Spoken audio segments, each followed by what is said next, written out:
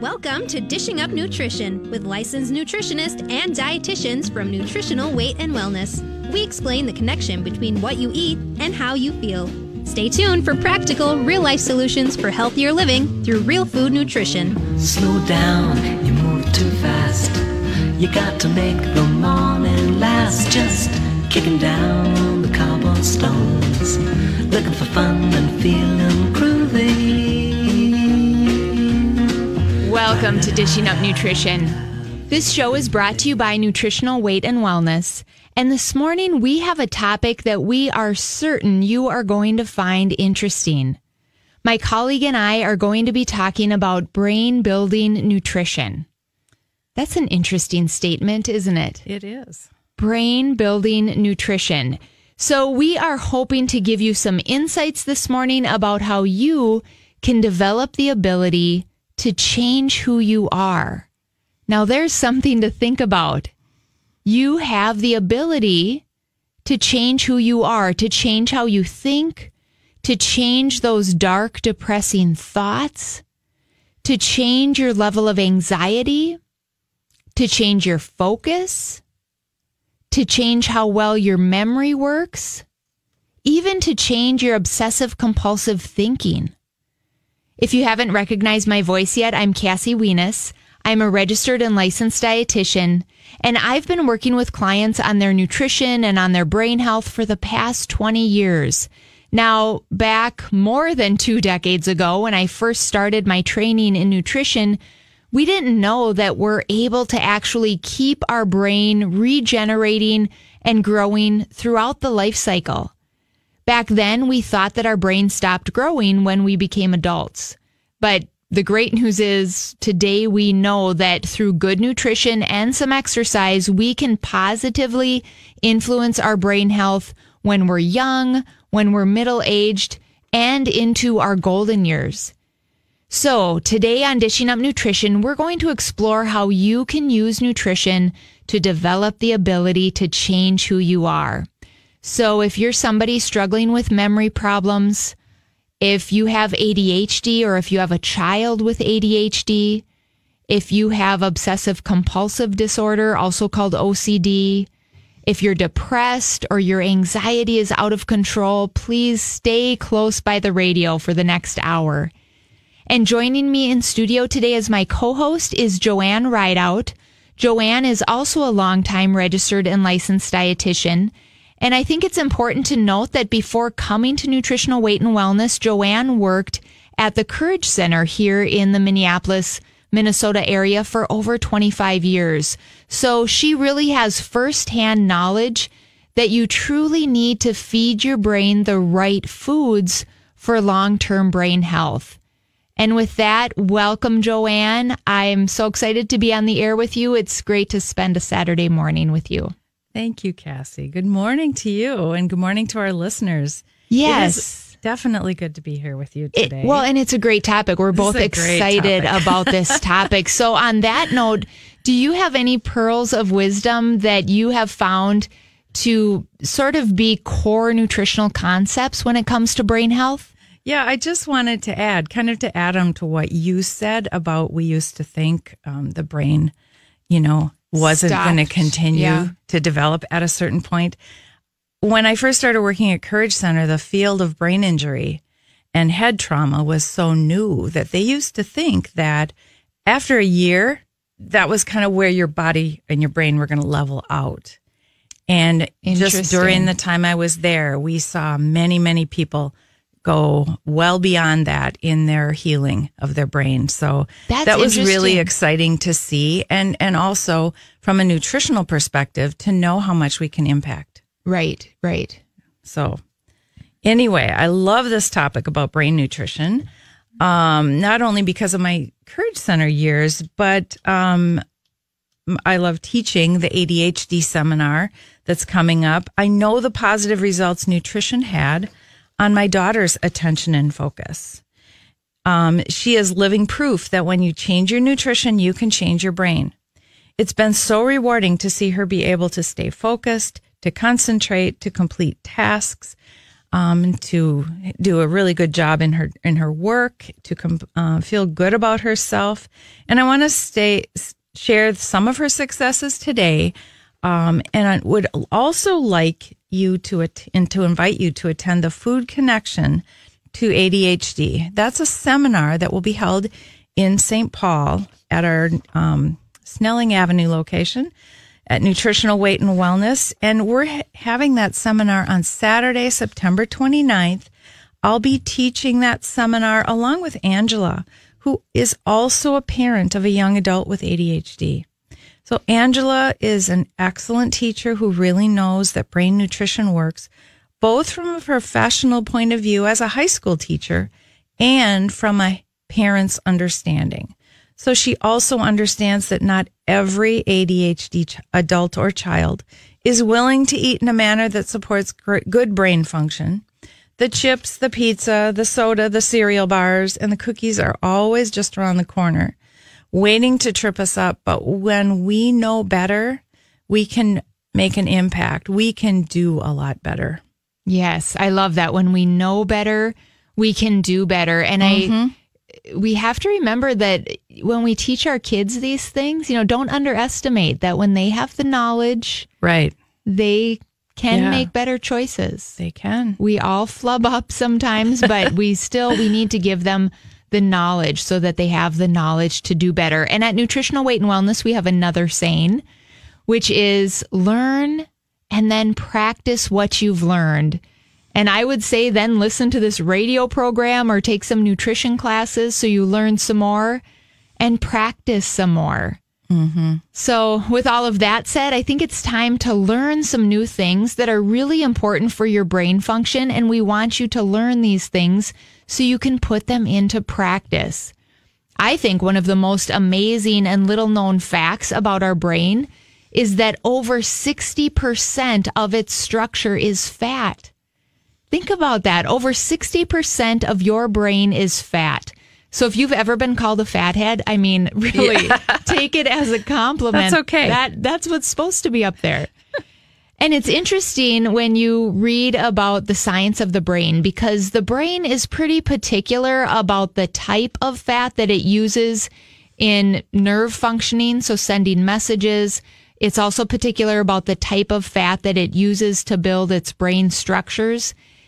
In fact, when they have studied the brain, they realize, these researchers, that the brain requires fats of specific size, specific length, and specific shape in order to function well. The brain is a very complex organ. There's a lot of complex biochemical processes going on up there. So it makes sense that the brain is going to be picky about what types of fats it uses to make up its structure. And I realize this might all be a lot of new information for many of our listeners, but, to think of it in simple terms, I just think of how fat plays such a vital role in the structure and function of many different parts and systems of our body. It's really pretty remarkable how essential fat is to our overall health. I mean, we even need fat for the retina of our eyes. That's right. It's amazing all the different parts of our body that need healthy fat on a daily basis. We need fat for all of our nerve centers so that we can send messages and that our cells can receive those messages. And of course, if our brain is 60% fat or more, we need fat for a healthy brain. That's right. And your nerves give you the ability to see and to hear, to smell, to touch, and to taste. But in order to do all of that effectively, they need that good, beneficial fat. Your brain is in control of your mood, your behavior, your emotions, your learning and memory, so it needs fat even more. And the fact that our brain needs fat to function well may be a new concept, but think about it. Our brain is in charge of our life. And this is time for break. So we're going to take a pause here. And you are listening to Dishing Up Nutrition. We're discussing brain health today. As dietitians and nutritionists, we understand that the brain is 60 to 70% fat. So for good brain health, the first nutrient to include in your diet is healthy natural fat. To maintain good function, we recommend including a tablespoon of healthy fat at each meal and snack.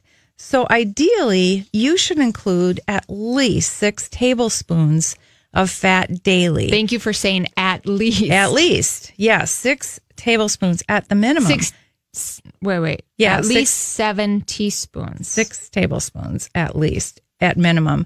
We find that some people need even more dietary fat for a period of time to support their brain function. So you may be wondering, what types of fats are good for the brain? Stay tuned, because after break, Cassie is going to share that list of good fats to include, and we'll be right back. Welcome back to Dishing Up Nutrition. This show is brought to you by Nutritional Weight and Wellness. If you've been listening since the top of the hour, you heard us say that our brain is made up of over 60% fat. So knowing that, it makes sense, doesn't it, that you want to eat fat, not any kind of fat, but healthy fat throughout the day to give your brain what it needs to function well. And if you've been listening to Dishing Up Nutrition for any length of time, you already know what fats to eat. You know what the healthy fats are. But I'm certain that we have some new listeners out there. So as Joanne mentioned before we went to commercial, I want to give you a list of healthy fats. Now, this is not an exhaustive list, but I'm going to give you some of the main ones to choose from. Again, these are all healthy. I'll start with the healthy saturated fats. That would be butter, unrefined coconut oil, my favorite fat to roast vegetables in. So good. Especially so delicious. Lard. Lard is another healthy fat, and I often get lard from my neighbor down the street when she renders it from the grass-fed hogs that she gets from a local farmer. So that would be a healthy fat. Also, duck fat would be a healthy saturated fat. Now, personally, I've never cooked with that, but I do know some of our colleagues at Nutritional Weight and Wellness have cooked with duck fat. So those are all healthy saturated fats, but there are other healthy fats like avocado oil and extra virgin olive oil. Those would be good choices. Avocados, nuts, seeds, olives. These are all really healthy fats, and you should be including them at every meal and every snack, at least one of them. But it's not enough just to choose those healthy fats. You also want to avoid the bad fats. So if you're not already a label reader, start reading labels and go right to the ingredient list and see what you find. You want to avoid any products containing refined soybean oil. You want to avoid the corn oil, the canola oil, and also the cottonseed oil. Really, it's all about keeping it simple and eating healthy fats that are as close to their natural state as possible. That's right. That is right. So, Cassie, tell us a little bit more about what kind of brain fats we need. Right. I think it's important to talk about what types of fats, because I think that many of us are not supplying our brain with the raw materials that it needs. Here's a question I have for the listeners. Are you still following a low-fat diet? If you're following a low-fat or a fat-free diet, you are not giving your brain what it needs to function. Remember, your brain is 60 to 70% fat. If we don't supply sufficient fat to our brain structure changes and its function changes. So bottom line, if your brain or the brain of your loved one is not operating as well as it should be, you need to change your nutrition to change your brain. That's right. I'm always amazed at the type of how many people I meet with that are still stuck in the low-fat world and are still operating under the calories in and calories out mentality. Yes. It amazes me because I'm teaching this information for 5 years. Right. It seems second nature to me, but I have to remind myself the rest of the world isn't there. Exactly. But don't you find, Joanne, if you're having a conversation with somebody, they agree with you. They've heard that fat is good. And then if you like start talking about, well, what type of salad dressing do you use? Oftentimes it's light or low fat. Or if you open up the refrigerator, you see the light sour cream. So it's like they get it, but they can't stop buying the low fat. It's really an odd conundrum. Right. So did you realize that the type of fat people are eating has changed dramatically over the past 100 years? The amount of brain fat in individuals has declined by 80%. So I'd like to repeat that. A decline of 80%. If we want a brain that functions at its full potential, we have to look closely at the amount of fat we're eating and the types of fat we're eating. It becomes so important. And sadly, millions of people in this country are eating a diet of unhealthy fats that are not conducive to building a complex, super-functioning brain. As dietitians and nutritionists at Nutritional Weight and Wellness, we think this is probably the biggest underlying problem when it comes to the increase in behavioral problems that we're seeing. The increase, in learning problems. This nation is reaching epidemic proportions of Alzheimer's. And at Nutritional Weight and Wellness, we're seeing more and more people with neurological disorders. Again, we really feel like a big underlying piece of the puzzle here is that people are eating a lot of bad fats. Right? The real truth here is that a deficiency of healthy fats being things like organic butter, extra virgin olive oil, avocados, a deficiency of healthy fats equals poor brain nutrition. That's right. And unfortunately, people are still being told to cut the fat from their diets. Many people are still preaching the old messages. We know it's so confusing. TV commercials are still promoting low fat or no fat foods. Grocery stores are still filled with low fat or no fat foods. And even if you go in the yogurt aisle to try to find full fat yogurt, what do you find? You find 2% and no fat and no fat and no fat. You have to really dig to find the full fat yogurt. Often those no fat foods are full of sugar. They're low in healthy fats. So even your doctor may still be recommending you go on a low fat diet because that's what they were teaching years ago. Your body needs fat to make the membranes of all your cells, including your brain cells. So your body uses fat as fuel to power your cells. Your body uses fat to combat inflammation. And your brain uses fat so you can think. Yes, and our consistent longtime listeners know that the typical American diet contains very little of this healthy fat that our brain needs to function well.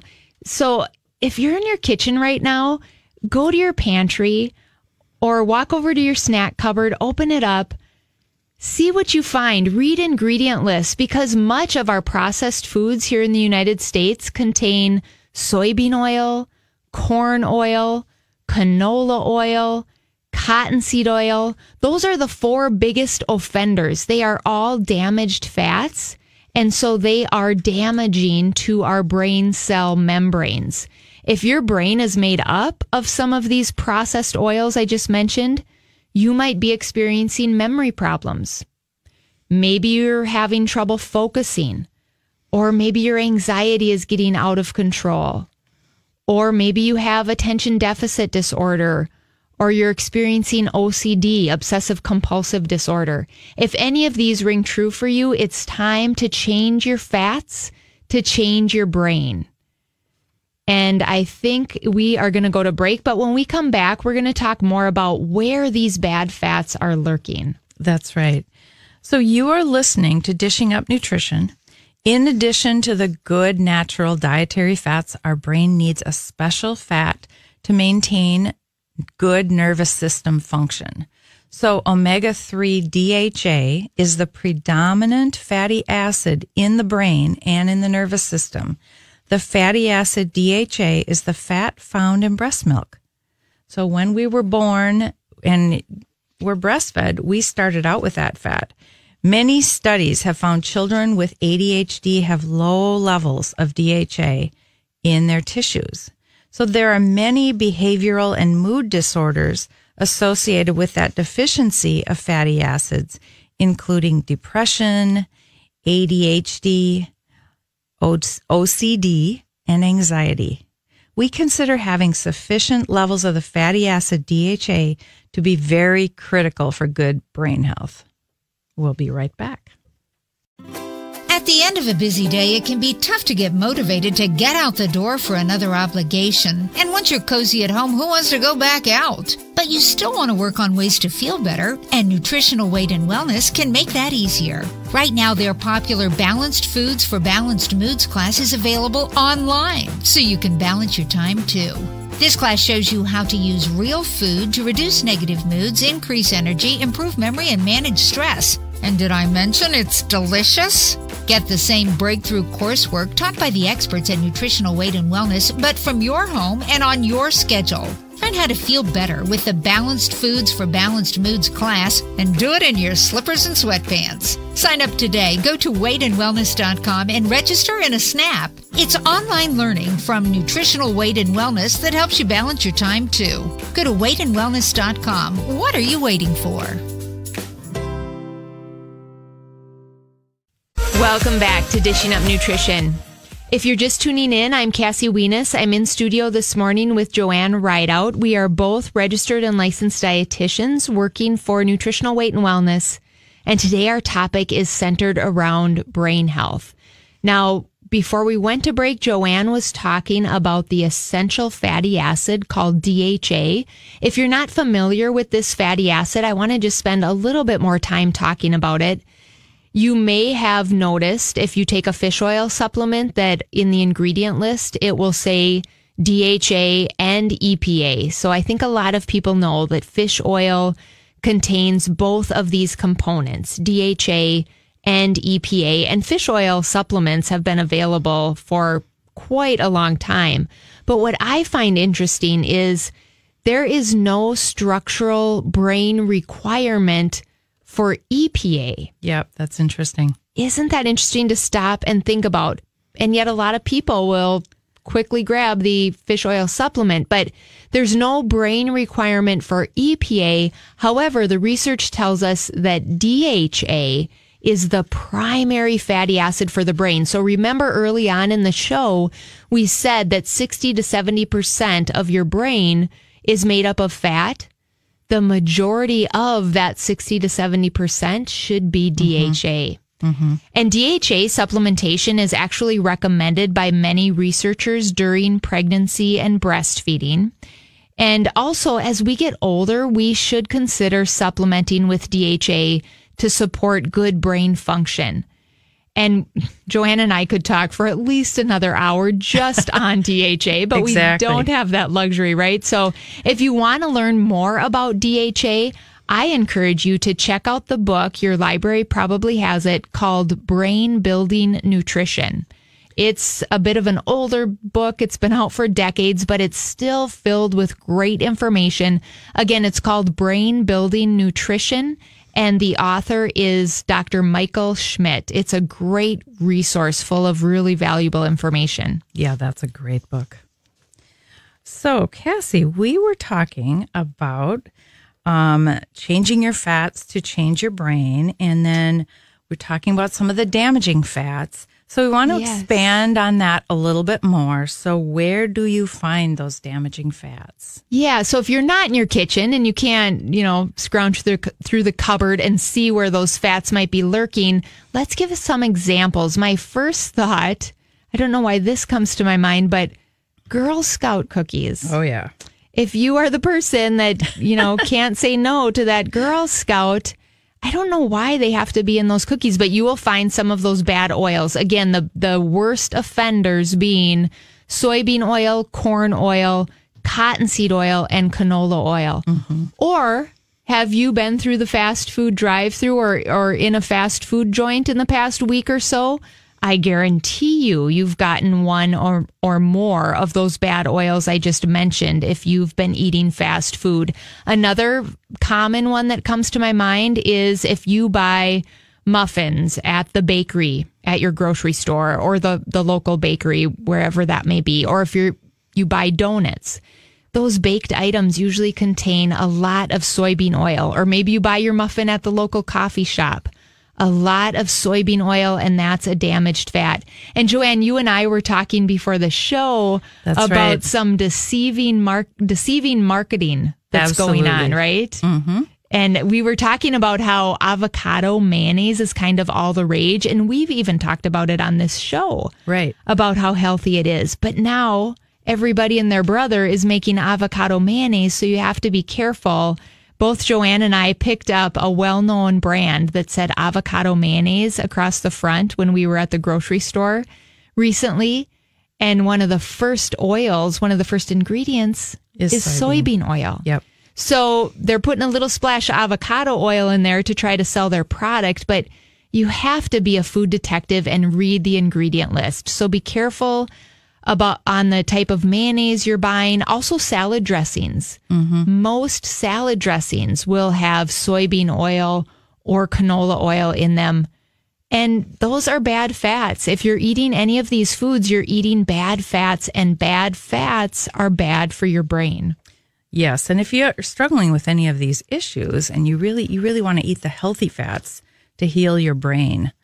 So we're going to look deeper into a new topic here of obsessive compulsive disorder, or you might have heard of OCD. Approximately 3% of adults in the U.S. have obsessive compulsive disorder. OCD is an anxiety disorder that is characterized by unwanted fears, obsessions, and beliefs that drive compulsive behavior.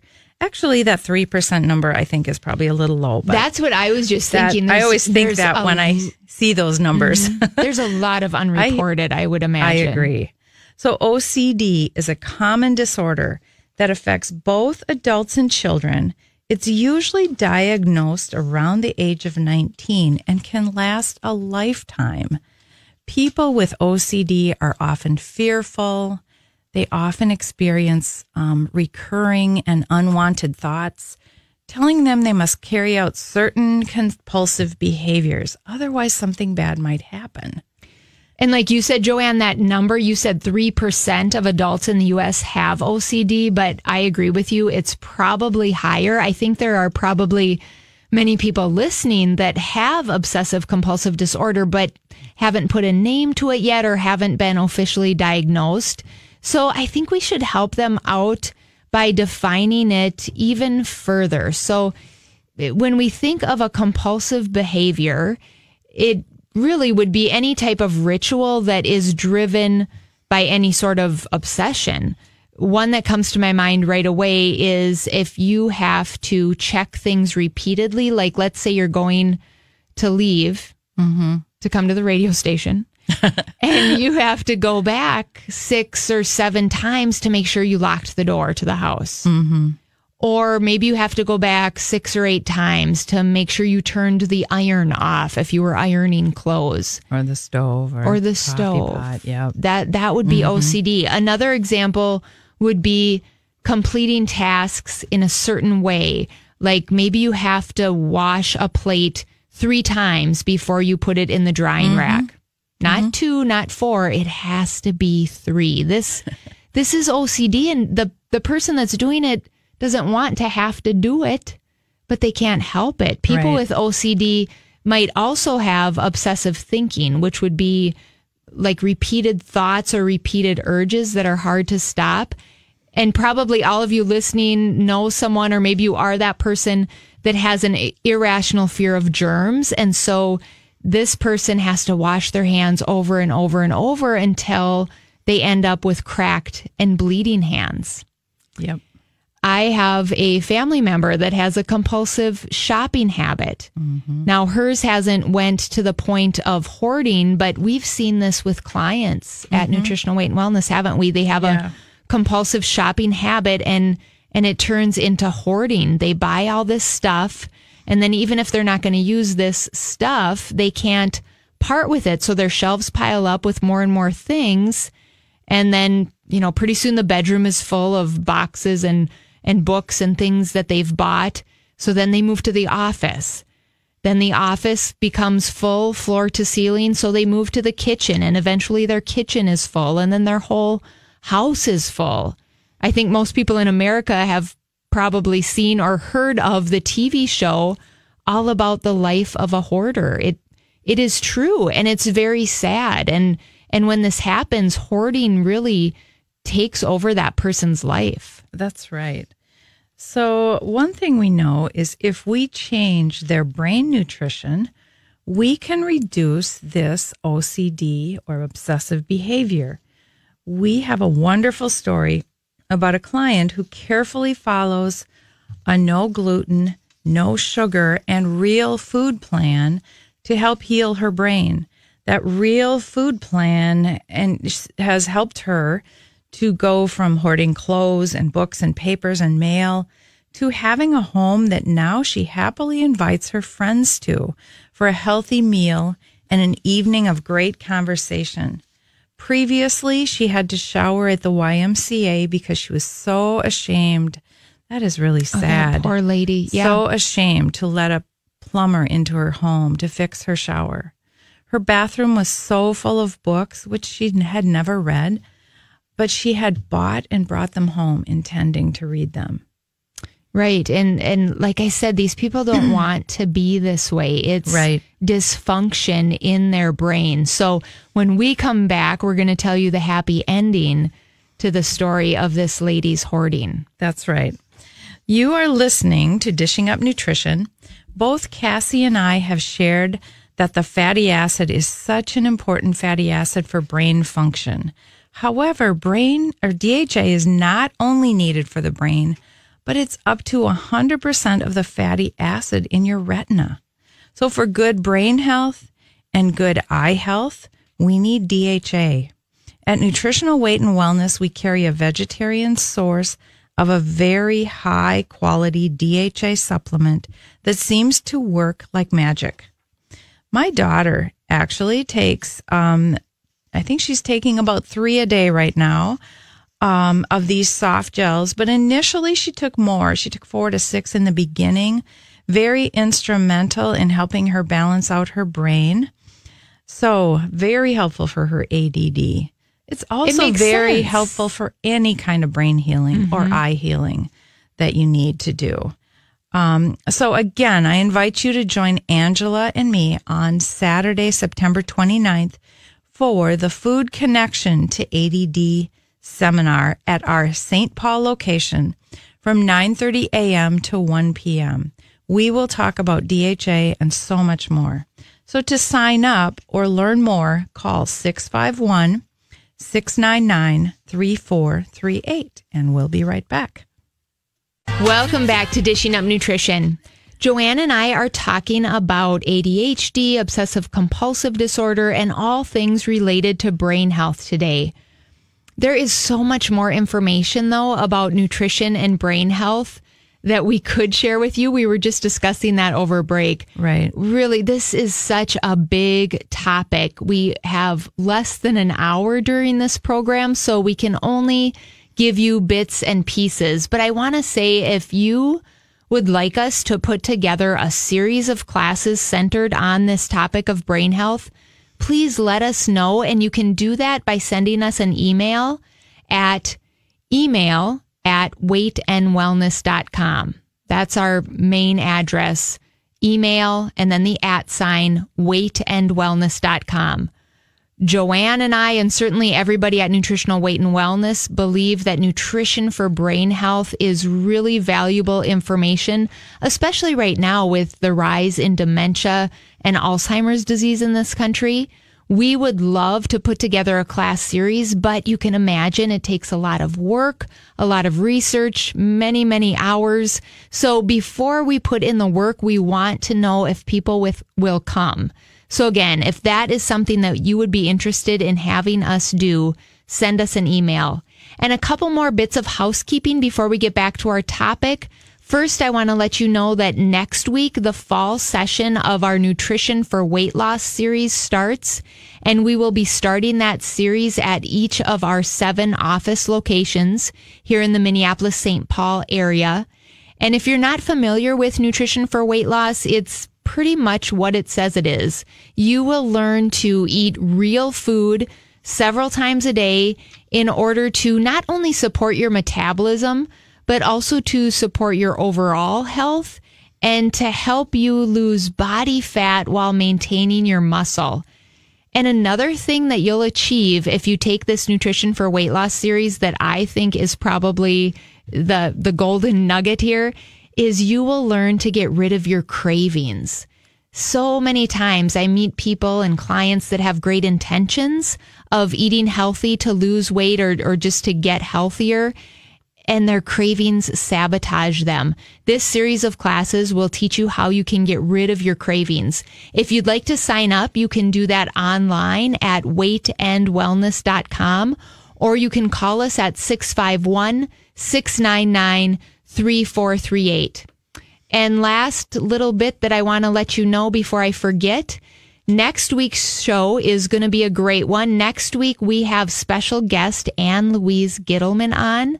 It's always a super great program, right? When Ann Louise is on. She's been on several times over the past years as a guest, and they're always great shows. I always learn so much when Ann Louise is on.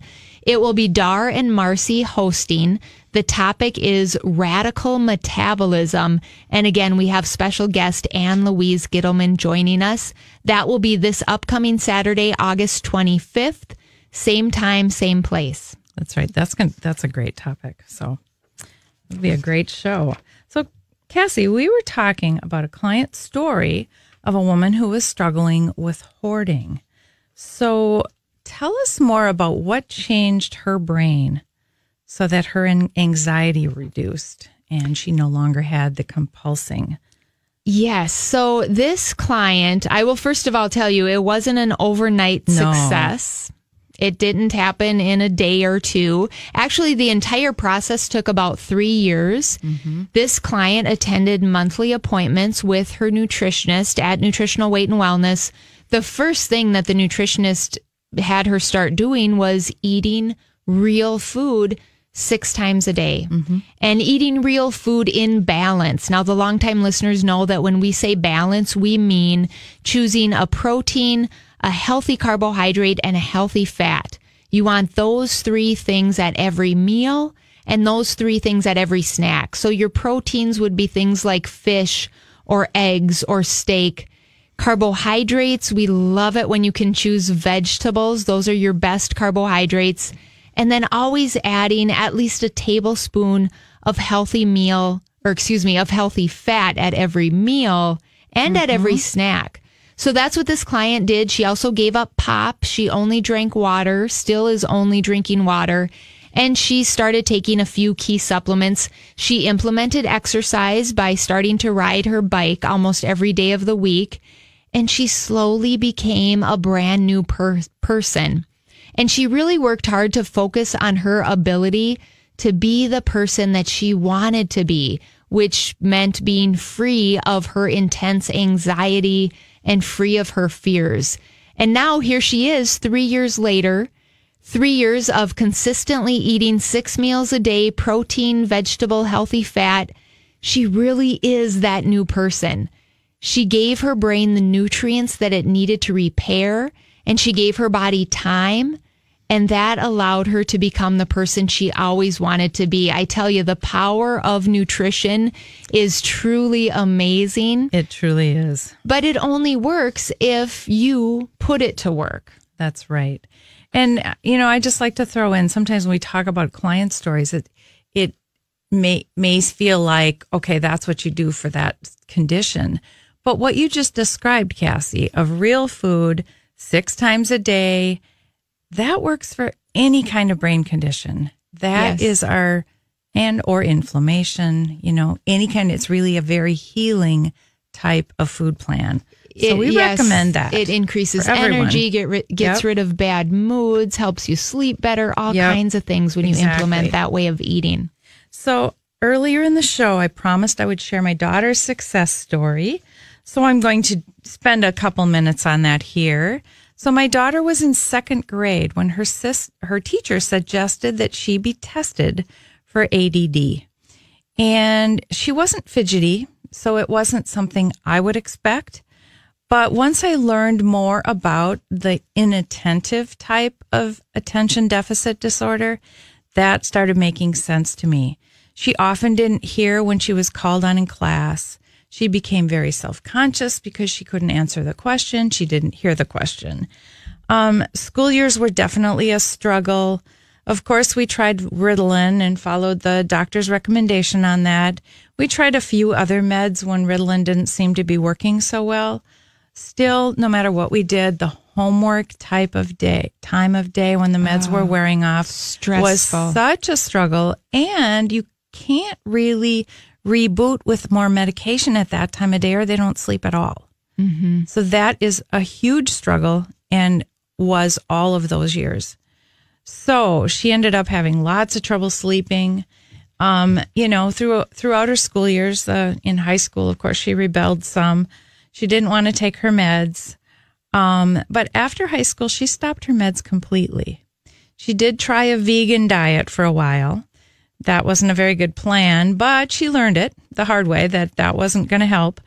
She did start exercising. The exercise did help. And about 5 or 6 years ago, she did start changing her food to eat more protein, more healthy fats, and vegetable carbs. And she even really focused on lots and lots of healthy fat, lots of avocado. She was doing some protein shakes. She started taking probiotics. I was helping her by kind of coaching to take some probiotics. Also to take that very important DHA. For her brain. So that helped her focus a lot. I've not only heard that from my daughter, I've heard that from a lot of clients that DHA really makes a difference. And if your brain is deficient, you are going to notice because you're going to start focusing. I give it to my daughter, and that's another day, another story, but it helps. Yeah, it makes sense if it's the majority of the fat that your brain should be made up of. Yep. She also added magnesium glycinate for sleep and anxiety. So she's doing very well. We need to have a whole show just on her. What a success story. So our goal at Nutritional Weight and Wellness is to help each and every person experience better health through eating real food. Eating real food is life-changing. Thank you for listening and have a wonderful day. Thanks for listening to Dishing Up Nutrition. If you enjoy this podcast, please share your favorite episodes with a friend or leave a review on iTunes, Stitcher, or iHeartRadio. The content and opinions expressed are those of the hosts or presenters. They are not intended to diagnose, treat, cure, or prevent disease. Product statements have not been evaluated by the FDA.